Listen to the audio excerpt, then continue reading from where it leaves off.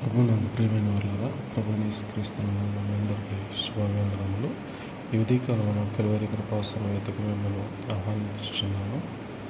సంఖ్యాకాండము 14వ అధ్యాయం 24వ వచనంలో, నా సేవకుడైన కాలేబు మంచి మనసు కలిగి పూర్ణ మనస్సుతో నన్ను అనుసరించిన హేతువు చేత అతడు పోయిన దేశంలో అతన్ని ప్రవేశపెట్టదనని దేవుడైన యెహోవా ఇశ్రాయేలు సర్వ సమాజానికి, మోషేకు, అహరోనుకు సెలవిచ్చినట్టుగా చూస్తున్నాం. ఎందుకంటే ఆయనతో పాటు వెళ్ళిన వారందరూ యెహోషువ తప్ప అందరికీ అవిశ్వాసం కలిగించేటట్లుగా భయక్రాంతులు చేసినట్లుగా మాట్లాడారు. కానీ యెఫున్నె కుమారుడైన నూను కుమారుడైన యెహోషువ పలికినట్లు, కాలేబు పలికినట్లు వారు పలికలేదు. కాబట్టి కాలేబును బట్టి యెహోవా, ఆయన విశ్వాసాన్ని బట్టి యెహోవా సంతోషించి ఆయనను మాత్రమే వాగ్దానం చేస్తున్న దేశంలో ప్రవేశపెడతాను, అతని సంతానము దాన్ని స్వాధీనపరచుకుందరని చెప్పాడు. కాబట్టి దేవుని పట్ల విశ్వాసంతో మనం జీవించినట్లు ఆయన కృపను మనకు అనుగ్రహింపజేసి నూతనమైన సృష్టిగా మార్చి నూతనమైన అనుభవాలతో నూతనమైన జీవము మార్గంలో ఆయన నడిపించడానికి మనల్ని చేపట్టి ముందుకు నడిపిస్తాడు.